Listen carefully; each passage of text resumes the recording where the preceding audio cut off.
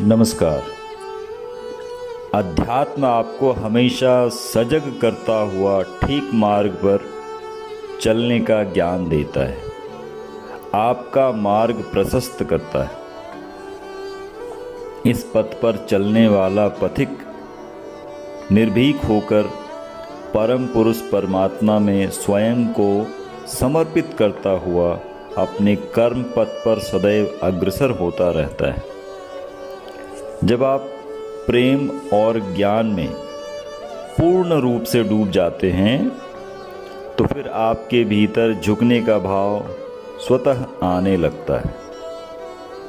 जिस पेड़ पर जितने ज़्यादा फल लदे होते हैं उसकी टहनियाँ उतनी ही अधिक नीचे की ओर झुकी हुई होती हैं। एक बार अगर आपको झुकना आ गया, विनम्र होना आ गया, फिर आप भक्ति पथ पर शीघ्रता से अग्रसर हो सकते हैं और परमात्मा को भी प्राप्त कर सकते हैं। जीवन बहुत कुछ उस शीतल कुएं की तरह है जिसके आगे झुक जाना ही कुछ प्राप्त करने की पहली शर्त है। कुएं के सामने आप चाहे कितनी ही देर खड़े हो जाएं, लेकिन झुके बगैर आप पानी नहीं ले सकते, पानी नहीं पी सकते।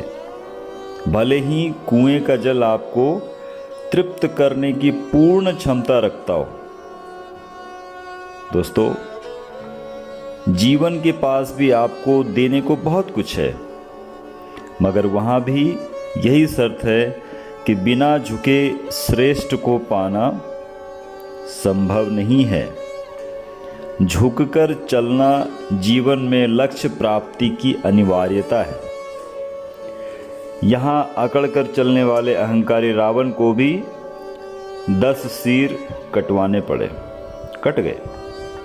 वहीं झुककर विनम्र होकर रहने वाले विभीषण को अनायास ही लंका का राज्य प्राप्त हो गया।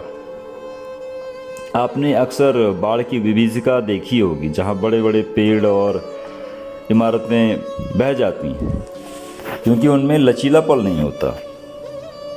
वहीं एक तृण यानी घास, जिसे तिनका बोलते हैं, बाढ़ के वेग को अपने लचीलेपन के गुण के कारण बड़ी आसानी से झेल लेता है और बाढ़ के पश्चात भी वह घास अपने स्थान पर ही नियत बना रहता है। आपने पर्वतारोही को पर्वत या पहाड़ पर चढ़ते हुए देखा होगा, या आपको खुद भी पहाड़ पर चढ़ने का अवसर प्राप्त हुआ हो।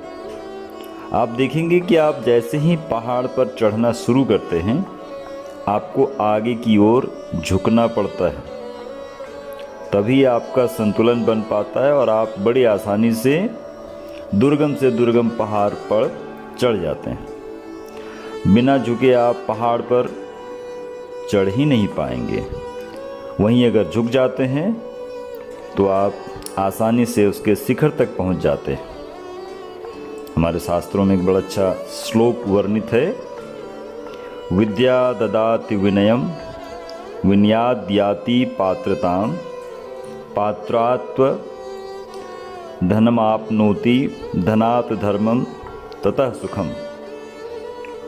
विद्या विनय देती है और विनय से पात्रता आती है, पात्रता से धन आता है, धन से धर्म होता है और धर्म से सुख प्राप्त होता है। इस श्लोक में कितना गहरा सार छिपा है। ज्ञान भी आपके भीतर एक ऐसा समझ, एक ऐसा भाव देता है जिससे आपके भीतर विनम्रता और दया का भाव पैदा होता है। हिंदू सनातन धर्म में अपने से बड़ों को अभिवादन करने अथवा गुरु के चरण छूने की सदियों पुरानी परंपरा है, जिसे उत्तम आदर्श माना गया है। झुककर चरण स्पर्श करने से प्रत्यक्ष और परोक्ष तौर पर कई फायदे होते हैं। जब भी आप झुककर पूरी श्रद्धा के साथ अपनों से बड़ों व गुरुजनों का चरण स्पर्श करते हैं, आपके भीतर विनम्रता आती है, मन को शांति मिलती है। आप दूसरों को अपने आचरण से प्रभावित करने में भी कामयाब होते हैं। ऐसी मान्यता है कि चरण स्पर्श करने से उस पूजनीय व्यक्ति की जो सकारात्मक ऊर्जा है वह आशीर्वाद के रूप में हमारे शरीर में प्रवेश करती है और इससे हमारा आध्यात्मिक व मानसिक विकास होता है। शास्त्रों में कहा गया है कि हर रोज बड़ों को प्रणाम करने से आयु, विद्या, यश और बल में बढ़ोतरी होती है। इस प्रकार आपके जीवन में जितनी भी प्रतिकूलताएं हैं वह सब अनुकूलता में बदल जाती है और बड़ी सहजता से, सरलता से अपने लक्ष्य को प्राप्त करने में भी समर्थ और सफल होते हैं। संबंध कभी जीत कर नहीं निभाए जा सकते। संबंधों की खुशहाली के लिए झुकना ही होता है। एक शेर है ना, मोहब्बत में झुकना कोई अजीब बात नहीं, चमकता सूरज भी ढल जाता है चांद के लिए। नमस्कार।